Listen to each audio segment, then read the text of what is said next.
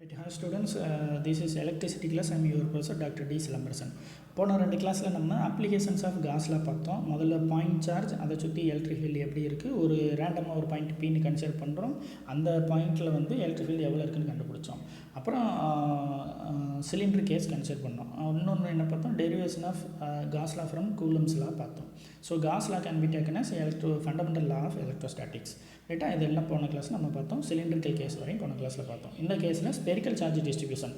So என்ன நம்ம அப்படின்னா என்ன அர்த்தம், ஒரு குறிப்பிட்ட ரீஜனுக்குள்ளே நிறையா சார்ஜ் இருக்குதுன்னு கன்சிடர் பண்ணிக்கிறோம். ஒரு ஸ்பியரை வரைஞ்சிக்கிறோம், அதில் நிறைய நம்பர் ஆஃப் பாசிட்டிவ் சார்ஜ் இருக்குதுன்னு கன்சிடர் பண்ணிக்கிறோம். ஸோ இந்த டயக்ராம் பாருங்கள், அதனால தான் உள்ளே வந்து நிறையா ப்ளஸ் போட்டிருக்கு, +++++ஆக போட்டிருக்கு. ஸோ ஆரிஜின் பாயிண்ட் வந்து O, சென்டர் பாயிண்ட் Oன்னு போட்டிருக்கு. அதோட ரேடியஸ் வந்து Rன்னு மார்க் பண்ணியிருக்கு. ரைட்டா, ரைட். ஸோ அதிலேருந்து Pன்ற ஒரு பாயிண்ட் வழக்கம் போல் கன்சிடர் பண்ணுறோம். எவ்வளோ டிஸ்டன்ஸில் R அப்படின்னு கன்சிடர் பண்ணுறோம். ஸோ இந்த சார்ஜ் பார்ட்டிகல்லாம் ப்ரொடியூஸ் பண்ணுற electric field E vector. So இது ப்ளஸ் சார்ஜ், அதனால் ரேடியேட்ஸ் அவுட்வர்ட்ஸில் போட்டிருக்கோம். ஒரு குறிப்பிட்ட ரீஜன் எடுத்துக்கிறோம், அதை வந்து ஸ்மால் சர்ஃபேஸ் டிஎஸ்ன்னு நம்ம மார்க் பண்ணிக்கிறோம். So DS. Consider a uniform spherical charge distribution of radius A. So spherical charge distribution இந்த ரீஜனோட ஸ்பெரிக்கல் சார்ஜ், அதாவது ஒரு எக்ஸாம்பிளுக்கு ஒரு 9 சார்ஜ் இல்லை 10 சார்ஜ் கன்சிடர் பண்ணிக்கிறோம். அது ஒரு ஸ்பியருக்குள்ளே இருக்குது. ஸோ அந்த ஸ்பியரோட ரேடியஸ் தான் ஏன்னு போட்டுருக்கு. Let Q be total positive charge on the sphere. Qங்கிறது அதில் எவ்வளவு charge, total charge of the on the sphere. Let rho be the volume density of the charge. So இந்த ஸ்பியர் இருக்குது, ஸ்பியர் வந்து டோட்டல் சர்ஃபேஸை நம்ம கன்சிடர் பண்ணிக்கிறோம். அதில் ஒரு பர்டிகுலர் யூனிட் ஏரியா வந்து நம்ம கன்சிடர் பண்ணோம். யூனிட் வால்யூம், ஸ்பியர்னால 3 டைமென்ஷன் கேஸ் வந்துடுது, அதனால் நம்ம வால்யூம் போட்டுக்கிறோம். ஸோ ஒரு பர்டிகுலர் வால்யூமில் நம்ம கன்சிடர் பண்ணுறோம், யூனிட் வால்யூம். ஸோ அந்த வால்யூம்குள்ளே உள்ள நம்பர் ஆஃப் சார்ஜோட டென்சிட்டி வந்து ரோன்னு நம்ம கன்சிடர் பண்ணிக்கிறோம். நான் சொன்ன மாதிரி அந்த ஸ்பியர் ஃபுல்லாக ஃபார் எக்ஸாம்பிள் 10 சார்ஜ் இருக்குதுன்னு நம்ம கன்சிடர் பண்ணிக்கிறோம். ஸோ அந்த ஸ்பியரோட டென்சிட்டி வந்து 10 சார்ஜ் டென்சிட்டி. ஆனால் அதில் வந்து ஒரு யூனிட் வால்யூம், ஒரு பர்டிகுலர் யூனிட் வால்யூம். நம்ம அங்கே சிலிண்டர் கேஸ் பார்த்தோம்ல, மொத்தமாக 1 மீட்டர் சிலிண்டர் இருக்குது, அதோட லென்த் வந்து 1 மீட்டர். அதில் யூனிட் லென்த்து நம்ம எடுத்துக்கிறோம் 10 சென்டிமீட்டர் எடுத்துக்கிறோம் அப்படின்னு சொன்னோம்ல. அதே மாதிரி இங்கே ஸ்பியர், டோட்டல் ஸ்பியரோட ரேடியஸ் A, அதில் உள்ள பாசிட்டிவ் சார்ஜஸ் நிறைய சார்ஜ் இருக்குது, அதுதான் Qன்னு எடுத்துக்கிறோம். எக்ஸாம்பிளுக்காக நான் 10ன்னு சொல்லியிருக்கேன். அதில் ஒரு பர்டிகுலர் யூனிட் வால்யூம், ஒரு ஸ்மால் வால்யூம் மட்டும் நம்ம கன்சிடர் பண்ணிக்கிறோம். அதில் உள்ள நம்பர் ஆஃப் சார்ஜோட டென்சிட்டி வந்து ரோ, அதுதான் ரோ. ரைட், அங்கே வந்து யூனிட் லென்த்துக்கு வந்து லாம்டான்னு எடுத்தோம், இங்கே வந்து ரோன்னு எடுத்துருக்கோம். அவ்வளோதான், சிம்பிள். ஸோ என்ன சொல்லியிருக்கு, அந்த sphere and let rho be the volume density of charge per unit volume. Right, இப்போது இதில் 2-3 கேஸ் இருக்குது. ஒவ்வொரு கேஸாக என்னென்னு பார்ப்போம். ஏன்னா அந்த ஸ்பியருக்கு இன்சைடில் எப்படி இருக்கும், ஸ்பியருக்கு அவுட் சைடில் எப்படி இருக்கும், ஆன் த ஸ்பியரில் எப்படி இருக்கும் அப்படின்னு 3 கேஸ் பார்க்க போகிறோம். ஸோ ஃபஸ்ட்டு கேஸ் வந்து electric field at a point outside the spherical charge. நமக்கு 2 ஸ்பியருக்கும் கன்ஃபியூஸ் ஆகிடக்கூடாதுன்னா கவுசின் சர்ஃபேஸை டாட்டட் லைன்ஸ், டாட்டட் ஸ்பியராக போட்டிருக்கு. ரைட்டா, right. So let P be a point at a distance R from the center of the sphere of radius A. ரைட்டா, so நம்ம அந்த ஸ்பியர், சார்ஜ்டு ஸ்பியரை விட வெளியில் ஒரு பாயிண்ட்டை கன்சிடர் பண்ணுறோம். அப்போ அந்த டிஸ்டன்ஸ் வந்து R, இந்த சார்ஜ்டு ஸ்பியரோட ரேடியஸ் வந்து A. அப்போ A வந்து ஸ்மாலராக இருக்கும், R greater than A. Imagine a Gaussian surface which is sphere of radius R passing through P. The electric field at all points in the Gaussian surface is the same, E, and the normal to the surface, right. So by Gauss law, integration E vector dot ds vector is equal to total charge. இதான் Gauss law. Integration E vector dot ds தான் normal ஃப்ளக்ஸ்னு எழுதுவோம், பையின்னு நம்ம எழுதுவோம். So பையின்னு எழுதலாம், இல்லைனா integration E vector dot ds vectorன்னு எழுதலாம். Is equal to 1/epsilon0 into total charge. First லைனை பாருங்கள், let Q be the total positive charge. அதனால் 1/epsilon0 into Qன்னு போட்டிருக்கு. அதான் where Q is the charge enclosed by the Gaussian surface. Since E and ds in the same direction, theta 0. So E and ds in same direction, அதனால் theta 0. So integration E vector dot ds vector வந்து EDS cos thetaன்னு எழுதுவோம், cos 0 வந்து 1. அதனால் integration EDS equal to Q by epsilon 0. இது sphere, அதனால் integration ds வந்து 4πr². So E into 4πr² by is equal to Q by epsilon 0. அதிலேருந்து எழுதணும்னா E is equal to 1/4π Q by r². So this is the electric field at a point outside the spherical charge distribution. ரைட்டா, so out side, so இந்த ஸ்பியரை விட்டு வெளியில் உள்ள point தான் P. ரைட்டா. So அந்த பாயிண்டில் அது ப்ரொடியூஸ் பண்ணுற ஃபீல்டு வந்து 1/4 எப்சிலான் நாட் Q/r². ரைட்டா. இதை நம்ம அங்கே பாயிண்ட் சார்ஜ்லையும் பார்த்துருப்போம், ஸ்பியர் கேஸ்லையும் பார்த்துருப்போம். இப்போ அந்த பீன்ற பாயிண்ட் வந்து இந்த ஸ்பியர் மேலேயே இருக்கிறத கன்சிடர் பண்ணிக்கிறோம். நடுவில் ஒரு அதாவது ஓன்ற பாயிண்ட் இருக்குது, அதை சுற்றி ஒரு ஸ்பியர் போட்டிருக்கு, அதுக்கும் வெளியே ஒரு ஸ்பியர் போட்டிருக்கு. அந்த வெளியே இருக்க ஸ்பியர் தான் கவுசியன் சர்ஃபேஸு. அதில் தான் இருக்க பாயிண்ட்டை பீன்னு நம்ம ஃபஸ்ட் கேஸில் கன்சிடர் பண்ணோம். செகண்ட் கேஸில் என்ன பண்ண போகிறோம், இந்த சார்ஜடு ஸ்பியர் மேலேயே இருக்கிறத கன்சிடர் பண்ணிக்கிறோம். ஸோ என்ன அர்த்தம், அப்போ வந்து ரேடியஸும் அந்த பீன்ற பாயிண்ட் உள்ள டிஸ்டன்ஸ் ஆரும் ஈக்குவலாக இருக்கும். So r is equal to a. Then so ஏற்கனவே கண்டுபிடிச்ச எக்ஸ்பிரஷனில் ஆர்க்கு பதிலாக ஏ போட்டால் போதும். So E = 1/4 epsilon naught Q/a². அது ரெண்டாவது கேஸ். அடுத்து when a point P inside the spherical charge distribution. So இந்த ஸ்பியருக்கு உள்ளே இருக்கதை கன்சிடர் பண்ணிக்கிறோம். முதல்ல R greater than A outside, அப்புறம் R equal to A on the sphere, அடுத்து R less than A inside the sphere. அதான் இந்த case. let the point P be inside the spherical charge distribution at a distance r from O. அதான் R less than A போட்டிருக்கு. So ஈங்கிறது electric field, ஆர்ன்ற டிஸ்டன்ஸில் பீன்ற பாயிண்ட்டை consider பண்ணிக்கிறோம். the electric field is constant on the sphere and is directed along the normal to the surface of the sphere. the outward flux through the surface is given by the Gauss law. Integration E vector dot ds equal to 1/epsilon naught into charge enclosed by the Gaussian surface. So அதில் உள்ள total சார்ஜை நம்ம எழுதணும். So inside நம்ம consider பண்ணிக்கிறதுனால இங்கே வந்து என்ன பண்ணுறோம், இந்த 1/epsilon naught வந்து நம்ம லெஃப்ட் சைடு கொண்டு வந்துடுறோம். ரைட்டா. So 1/epsilon naught left side கொண்டு வந்தோம்னா epsilon naught into E vector dot ds vector is equal to the charge enclosed by the Gaussian surface. ரைட்டா. ஸோ இன்டகிரேஷன் ds வந்து இங்கே ஸ்பியரு, அதனால் 4πr². ஸோ epsilon naught இருக்குது, E இருக்குது, 4πr² இருக்குது. Right hand side total the charge enclosed by the Gaussian surface. So அதை வந்து ஸ்பியர்னு எடுத்துக்கிறோம். ஸோ அதை வந்து யூனிட் வால்யூம்னு எடுத்துக்கிறோம். So volume of the sphere வந்து 4/3πr³. நம்ம இதுக்கு முன்னாடி கேஸில் சர்ஃபேஸ் எடுத்துக்கிட்டோம், 2 டைமென்ஷன் கேஸ், அதனால் அங்கே 4πr² போட்டோம். இங்கே வந்து வால்யூம் எடுத்துக்கிறதுனால 3 டைமென்ஷன் கேஸ். அதுக்கு வந்து வால்யூமுக்கு வந்து சுற்றளவு வேல்யூ ஸ்பியருக்கு பார்த்தீங்கன்னா 4/3πr³. அதனால் இங்கே 4/3πr³ இன்ட்டு அதில் ஒரு யூனிட் வால்யூம் நம்ம கன்சிடர் பண்ணோம்ல, முதல் ஒரு லைன் பார்த்தோம்ல, let rho be the volume density of charge. So அந்த யூனிட் வால்யூமில் உள்ள நம்பர் ஆஃப் சார்ஜ் தான் ரோ. ஸோ அதனால் இதையும் நம்ம பெருக்கிக்கிறோம். எப்படி அங்கே சிலிண்டர் கேஸில் லாம்டா எல் அப்படி மல்டிப்ளை பண்ணோம்ல, லாம்டாக்கு பதிலாக இங்கே ரோ போட்டிருக்கோம். அங்கே வந்து யூனிட் லென்த் எல், இங்கே வந்து யூனிட் வால்யூம், அதனால் 4/3πr³. So 4/3πr³ rho. இங்கே லெஃப்ட் ஹேண்ட் சைடு 4πr² இருக்குது, ரைட் ஹேண்ட் சைடு 4/3πr³ இருக்குது. எல்லாத்தையும் கேன்சல் பண்ணிட்டு ரிமைனிங் நம்ம E எழுதினோம்னா E = ρr/3 epsilon naught. It is simple. But the total charge on the sphere Q is equal to 4/3πa³ into rho. So total charge நம்ம எழுதினோம்னா 4/3πa³ rho. So அதிலிருந்து நம்ம rho என்னென்னு எழுதினோம்னா rho is equal to மற்ற எல்லாத்தையும் left hand side கொண்டுட்டோம்னா 3Q/4πa³. 3Q/4πa³. So இந்த ரோவை போய் ஈக்குவேஷன் 1ல் நம்ம சப்ஸ்டிட் பண்ணுறோம். ஈக்குவேஷன் 1 என்னது, E = ρr/3 epsilon naught. So இதில் அடுத்து ரோ கண்டுபிடிக்கணும், இந்த ரோவை கொண்டு போய் அதில் சப்ஸ்டிட் பண்ணுறோம். ரோவை போட்டோம்னா 3Q/4πa³, அங்கே ஆல்ரெடி மேலே ஒரு R இருக்குது, கீழே வந்து 3 epsilon naught இருக்குது, இங்கே ஒரு 4π இருக்குது. So 3 epsilon naught 4πa³, 2 3 cancel ஆகிடுது. ஸோ மேலே வந்து QR இருக்குது, கீழே வந்து epsilon naught 4πa³ இருக்குது. ஸோ அதை ரீஅரேஞ்ச் பண்ணி எழுதணும்னா 1/4 epsilon naught QR/a³. ஸோ இன்சைடுக்கு தான் இந்த டயக்ராம் போட்டிருக்கு. ஸோ கவுசியன் சர்ஃபேஸ் வந்து ஸ்பியருக்கு உள்ளே இருக்கதான் நம்ம கன்சிடர் பண்ணிக்கிறோம். அதனால இங்கே வந்து டாட்டட் ஸ்பியரை வந்து இன்சைடில் போட்டிருக்குது. Thus, the electric field intensity at a point inside the sphere depends on the value of the distance. இங்கேயும் பார்த்தோம்னா ஏவை டிபெண்ட் பண்ணி தான் இருக்குது, distance R. Right. the electric field is maximum at R is equal to A. So இந்த 3 case consider பண்ணோம்.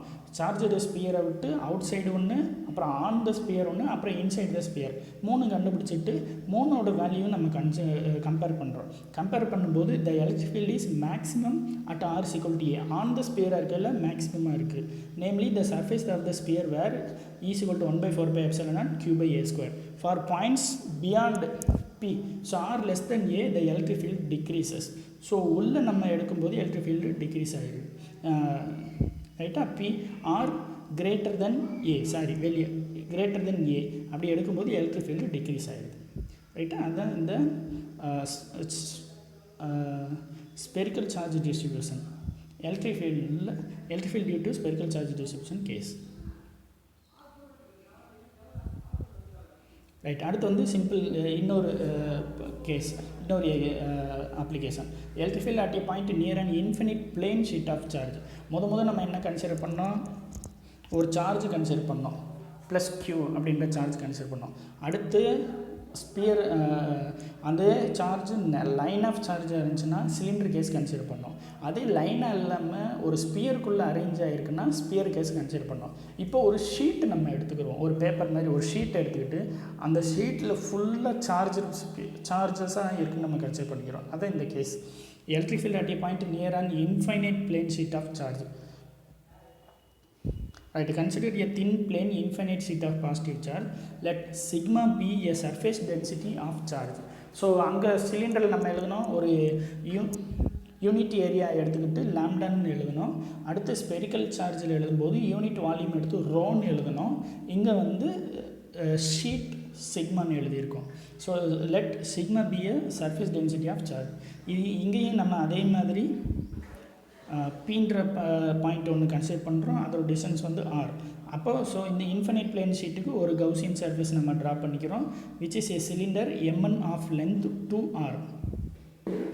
ரைட்டா? So இந்த டயக்ராமில் பார்த்தீங்கன்னா நடுவில் உள்ள ஷீட் தான் பிளேன் ஷீட் ஆஃப் சார்ஜ். அதில் எல்லா பக்கமும் சார்ஜஸாக அலைனாக இருக்குது, ப்ளஸ் க்யூவாக போட்டிருக்கோம். ஸோ அதுக்கு நம்ம சுற்றி இதுக்கு 3 டைமென்ஷன் ஃபுல்லாக ஒரு ஷீட்டுக்கு 3 டைமென்ஷனில் நம்ம கவுசியன் சர்ஃபேஸ் வரைஞ்சோம்னா ஃபுல்லாக வரையும்போது நமக்கு வந்து பிளேன் ஷீட் ஆஃப் சார்ஜ் இங்கேயும் சிலிண்டர் ஃபார்மில் தான் இருக்கும். ரைட்டா? அதனால தான் கவுசியன் சர்ஃபேஸ் வந்து சிலிண்டர்னு போட்டிருக்கு.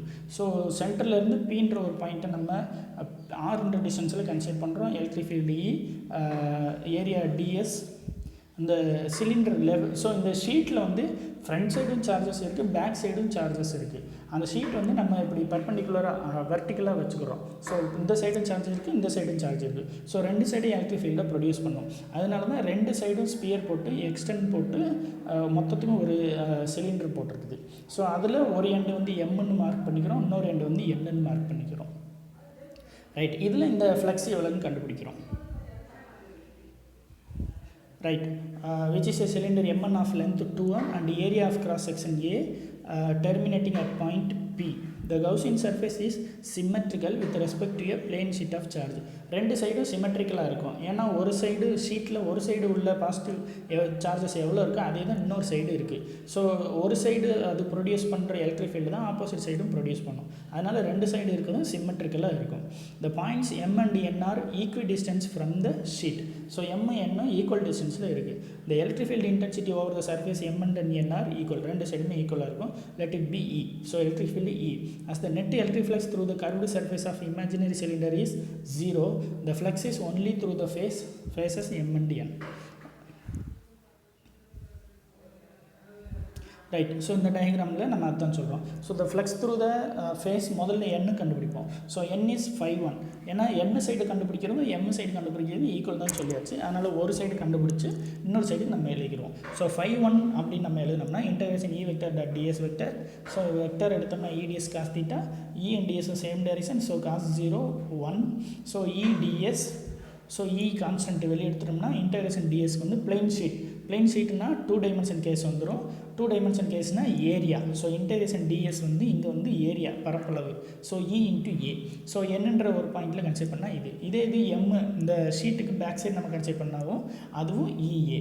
டோட்டலாக வேணும்னா நம்ம 2 ஆட் பண்ணிக்கிறோம். So 5 is equal to 5-1 plus 5-2, EA plus EA is equal to 2EA.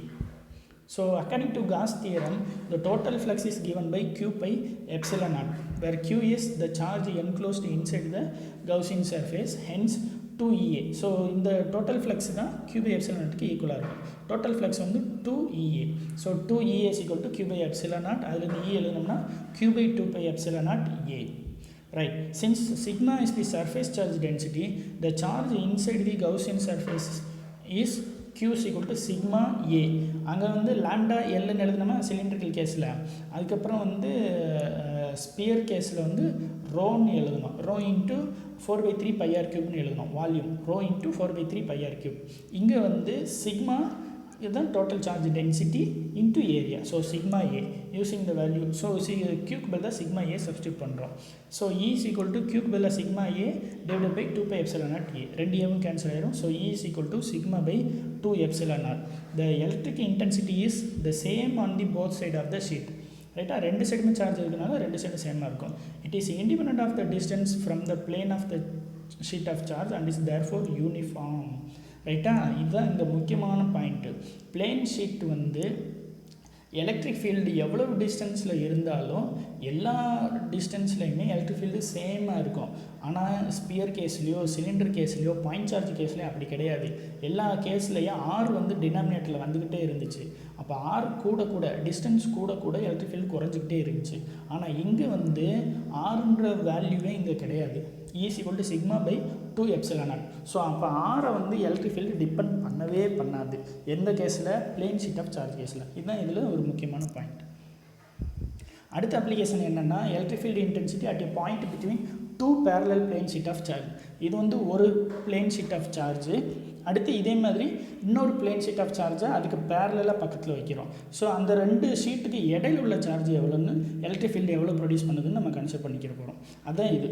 So ஒரு சார்ஜோட எலக்ட்ரிக் ஃபீல்டு இன்டென்சிட்டி வந்து சிக்மா, ஃபீல்டு இன்டென்சிட்டி வந்து சிக்மா, அது போன கேஸில் பார்த்தோம். ஸோ ஒன்று வந்து ப்ளஸ் சார்ஜு, இன்னொன்று வந்து மைனஸ் சார்ஜ்.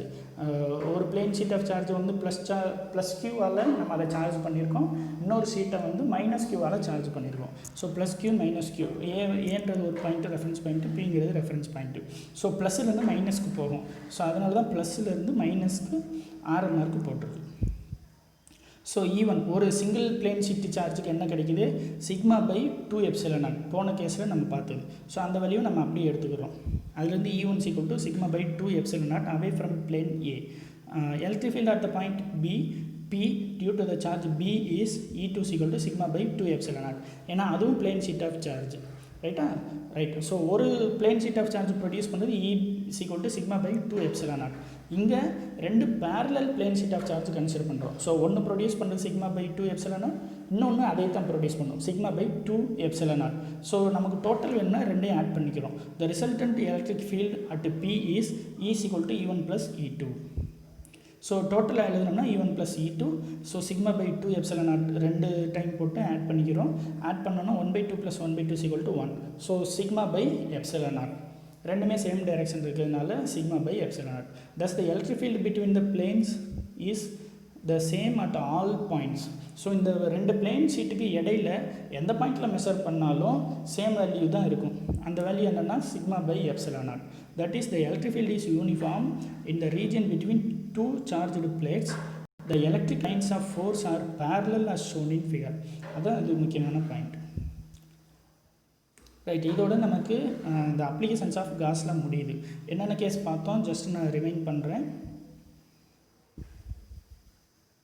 முதல் கேஸ் வந்து எலக்ட்ரிக் ஃபீல்டு டியூட்டியை பாயிண்ட் சார்ஜ், ஒரு பாயிண்ட் சார்ஜ் இருக்கிறதுனால அதை சுற்றி எலக்ட்ரிக் ஃபீல்டு எவ்வளோ ப்ரொடியூஸ் பண்ணுது, அது முதல் கேஸு. அப்புறம் ரெண்டாவது வந்து derivation of Coulomb's law from Gauss law. அடுத்து வந்து அது ஒரு கேஸ் நம்ம எடுத்துக்கிற முடியாது, அது ஒரு டெரிவேஷன் பார்ட்டு. அதுக்கப்புறம் அடுத்த கேஸ் வந்து சிலிண்டரிக்கலி சார்ஜ்டு சிலிண்டர், அது அடுத்த கேஸு. அதுக்கடுத்து சார்ஜ்டு ஸ்பியர். ரைட்டா, இது மூணுமே எதை டிபெண்ட் பண்ணியிருக்கோம், ஆறு டிபெண்ட் பண்ணி இருக்குது. ஆறு வந்து டினாமினேட்டரில் இருக்கும். ஸோ டிஸ்டன்ஸ் கூட கூட எலக்ட்ரிக் ஃபீல்டு குறைஞ்சிக்கிட்டே போகும். அடுத்து நம்ம கன்சிடர் பண்ண முக்கியமான கேஸ் வந்து infinite plane sheet of charge. இதில் நம்ம வேல்யூ கிடைச்ச வேல்யூ வந்து சிக்மா பை 2 எப்சிலான் நாட். இங்கே வந்து எலக்ட்ரிக் ஃபீல்டு வந்து டிஸ்டன்ஸை டிபெண்ட் பண்ணி இருக்காது. அதுதான் அந்த முக்கியமான point. Point charge, cylinder, sphere, இது மூணுலேயுமே E is equal to some value வந்து டினாமினேட்டரில் ஆர் வரும். ஆர் ஸ்கொயரோ ஆர் கியூபோ ஆரோ வரும். ஸோ ஆர் கூட கூட எலக்ட்ரிக் ஃபீல்டு ரெடியூஸ் ஆகிக்கிட்டே போகும். ஆனால் இங்கே பிளேன் ஷீட் ஆஃப் சார்ஜ் வந்து ஆரை டிபெண்ட் பண்ணியே கிடையாது. So plane sheet of charge இருந்துச்சுன்னா எவ்வளோ டிஸ்டன்ஸ் நம்ம எந்த டிஸ்டன்ஸ் போனாலும், அதாவது அந்த டிஸ்டன்ஸ் எல்லாத்துலேயுமே அந்த ஃபீல்டு வந்து சேமாக தான் இருக்கும். சிக்மா பை 2 எப்சிலான் நாட், டிஸ்டன்ஸை டிபெண்ட் பண்ணி இருக்காது. அடுத்து 2 பிளேன் ஷீட்டு ரெண்டுமே பேரலாக இருக்குது அப்படின்னா ஒன்று ப்ரொடியூஸ் பண்ண சிக்மா பை 2 எப்சிலான் நாட், இன்னொன்று ப்ரொடியூஸ் பண்ண சிக்மா பை 2 எப்சிலான் நாட், ரெண்டையும் ஆட் பண்ணோம்னா நமக்கு sigma pi epsilon naught. So அதான் ஸோ 2 பிளேன் ஷீட்டுக்கு இடையில உள்ள ஃபீல்டு வந்து யூனிஃபார்மாக இருக்கும், அதுதான் சிக்மா பை எப்சிலான் நாட். ரைட் ஸ்டூடெண்ட்ஸ், இது வரைக்கும் நம்ம பேசிக்காக எலக்ட்ரிசிட்டி என்னென்னு பார்த்தோம், அதுக்கடுத்து கூலம்ஸ் லா பார்த்தோம், அதுக்கப்புறம் காஸ் லா பார்த்தோம், அதுக்கப்புறம் காஸ் லாவோட அப்ளிகேஷன் பார்த்தோம். ஸோ இதுக்கப்புறம் ரிமைனிங் வந்து நம்ம நெக்ஸ்ட் கிளாஸில் கண்டினியூ பண்ணுவோம். தேங்க்யூ.